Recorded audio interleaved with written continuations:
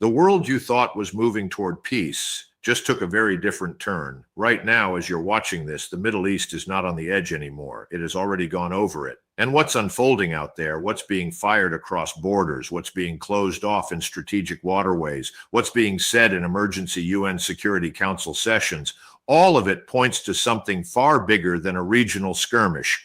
This is a structural rupture. And the American people deserve to understand exactly what is happening, why it happened, and where this road leads if we don't start asking the hard questions right now. Because what Washington is telling you and what is actually happening on the ground are two very different things. They always are. And the gap between those two realities is where the real cost of war lives. Paid not by the people who start it, but by the men and women who fight it, and by every American family that fills up the gas tank, pays the grocery bill, or watches their retirement account swing wildly because of decisions made in rooms they were never invited into. On February 28, 2026, the United States and Israel launched surprise airstrikes on multiple sites and cities across Iran, killing Supreme Leader Ali Khamenei and several other senior Iranian officials. Let that sink in. This wasn't a warning shot. This wasn't a precision strike on a single nuclear facility. This was a decapitation. And when you decapitate a regime, especially one as deeply ideologically entrenched as the Islamic Republic of Iran, you don't end the war. You change its character entirely. You transform it from a political confrontation into an existential one. And existential wars don't end at negotiating tables. They end in rubble. Now, I want you to understand the sequence of events that brought us here, because the timeline matters enormously. Beginning in late December 2025, massive nationwide anti-government protests erupted in Iran, driven largely by economic crisis, the collapse of the rial, and rising prices. The Iranian people were in the streets, genuinely suffering, genuinely angry. And instead of allowing that internal pressure to work, instead of pursuing patient diplomacy, that could have produced a fundamentally different Iran without a single American service member being put in harm's way, Washington chose a different path.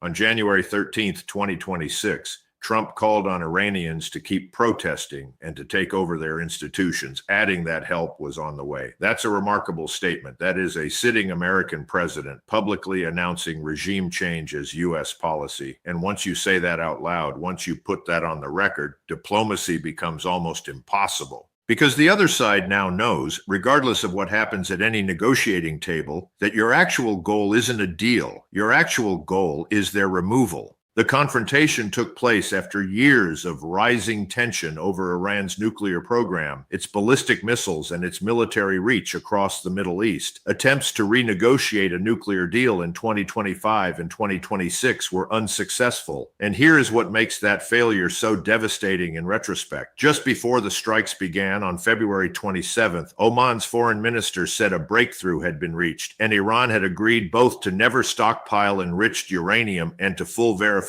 by the IAEA, and that peace was within reach, with talks expected to resume on March 2nd.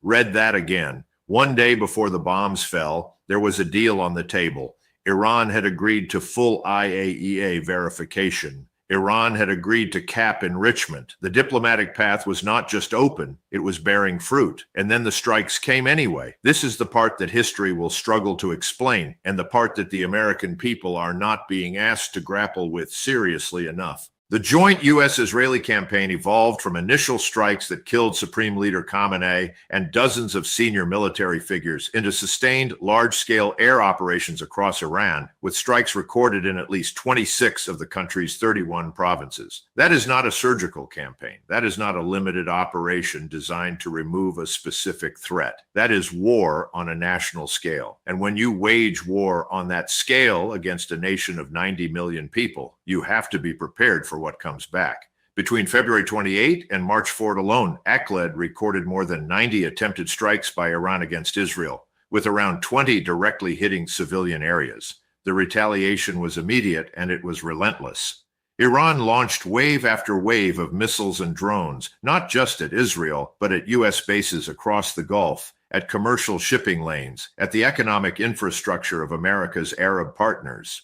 The near total halt of traffic through the Strait of Hormuz, a key waterway through which about a fifth of the world's oil and liquefied natural gas typically passes, created a catastrophic disruption in oil markets, with crude oil prices topping $110 per barrel and rising around 45% since the war began. Think about what that means for you personally. That means gasoline prices climbing. That means heating costs climbing. That means every product that moves by truck across this country costs more to get to the shelf. The economic consequences of this war are not abstract. They are not distant. They are arriving in your wallet right now, and they will continue to arrive for as long as this conflict continues without resolution. The war disrupted global travel and trade, halted flights in and out of the Middle East, and led to shipping reroutes to avoid the Strait of Hormuz and the Red Sea. Over 3,000 vessels are sitting stranded in the Persian Gulf right now, with about 20,000 seafarers trapped aboard those ships. Think about that human reality for a moment. 20,000 men and women who went to work one day and found themselves caught in the middle of a war they had nothing to do with. That is a number that doesn't fit neatly into a press briefing, so it tends not to appear in one.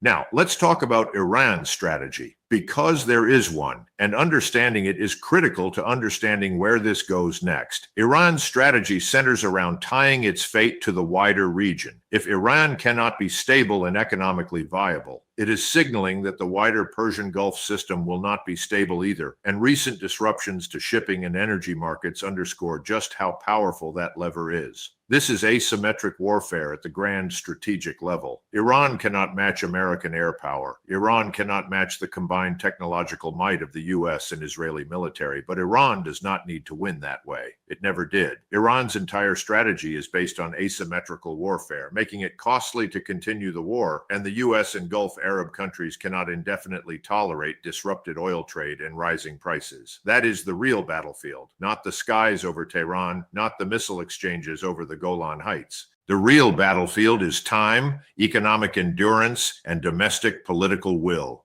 Iran's regime has endured devastating losses over the past few weeks, with near-daily U.S.-Israeli strikes eliminating entire tiers of its leadership and military command structure.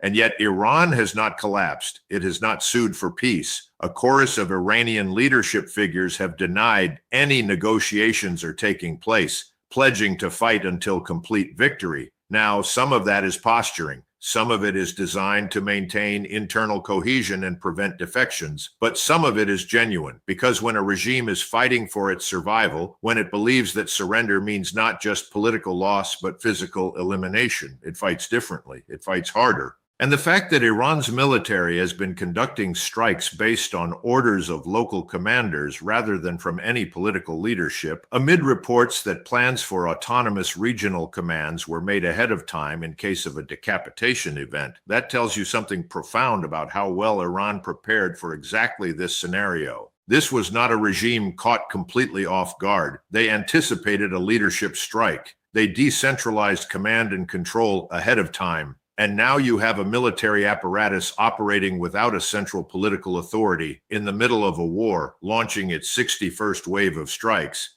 and counting. Trump wrote that Iran's military is decimated and their leaders at virtually every level are gone. Yet hours later, Iran launched its 61st wave of strikes on the Middle East, killing a couple in Israel. That juxtaposition is not a minor detail. That is the central contradiction at the heart of this entire enterprise. You can destroy a regime's leadership. You cannot always destroy its will to resist. Iran rejected Trump's ceasefire proposal and issued its own counter-proposal, laying out 5 conditions: an end to aggression, concrete guarantees preventing the recurrence of war, guaranteed payment of war damages and compensation, and a comprehensive end to the war across all fronts, including against all resistance groups. Iran is also insisting on sovereignty over the Strait of Hormuz. Now, let me be clear about what that means diplomatically. Iran is not asking to talk. Iran is asking for terms that would effectively legitimize its position in the conflict, extract financial reparations from the United States and Israel, and protect every proxy group it has supported across the region.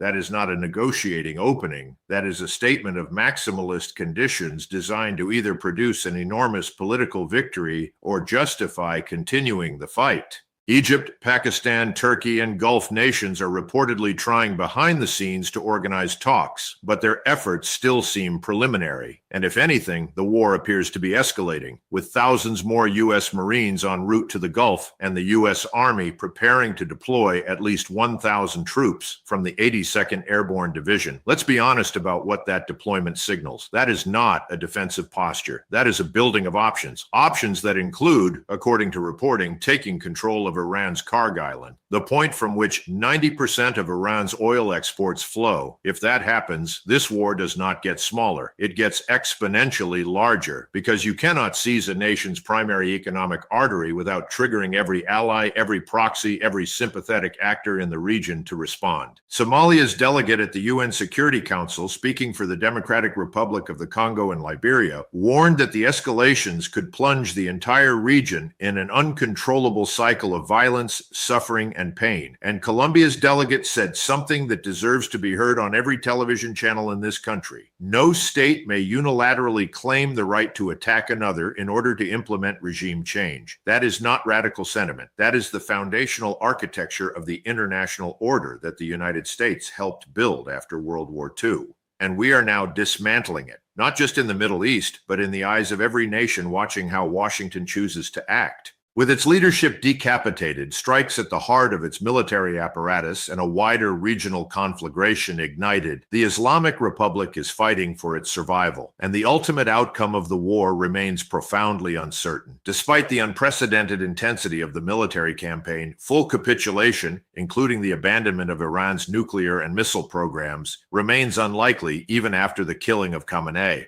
That assessment did not come from an anti-war activist or a foreign adversary. That came from conflict analysts who study these situations rigorously and dispassionately. And it raises the question that Washington does not want to answer publicly. What happens if we have leveled enormous portions of Iran, sustained significant economic damage at home, fractured relationships with critical allies, and Iran is still standing, still launching missile barrages, still closing the strait, still fighting? The Trump administration announced it is temporarily lifting sanctions on some Iranian oil in an attempt to ease one of the worst disruptions to the world oil market ever experienced. Think about the profound irony in that move. The United States went to war, in significant part to pressure Iran economically and militarily, and is now lifting sanctions on Iranian oil because the economic pain from the war itself has become intolerable. That is not a sign of strategic coherence. That is a sign that the feedback loop between military action and economic consequence was not fully thought through at the outset.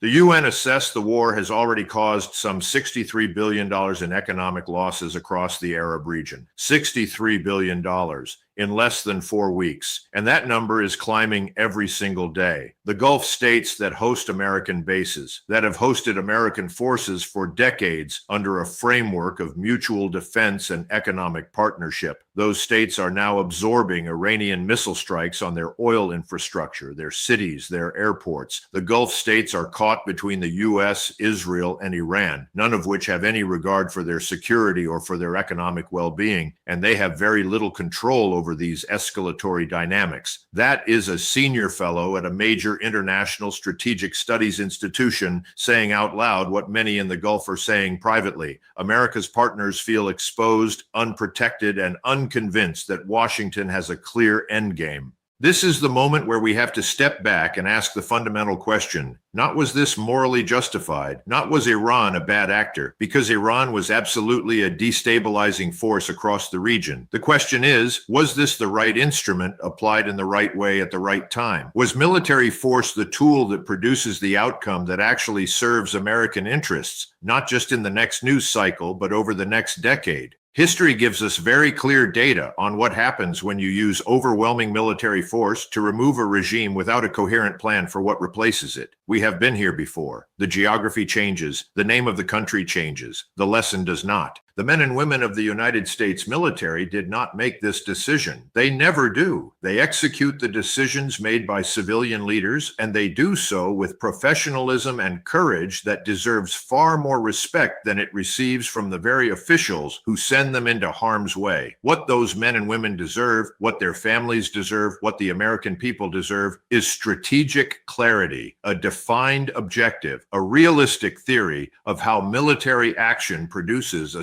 stable political outcome. And right now, Washington's goals in the war are still not fully clear, even to the people trying to report on them. That is not a minor bureaucratic gap. That is the most dangerous condition in which a democracy can find itself, prosecuting a war without a shared understanding of what winning actually means. The region is not inching toward a wider war anymore. It is already in one. The question is whether the people who made this decision have the wisdom, the humility, and the strategic depth to find a way through it, or whether we are going to keep adding escalatory steps and hoping that the other side simply breaks before we do. Hope is not a strategy, and the American people deserve leaders who understand the difference.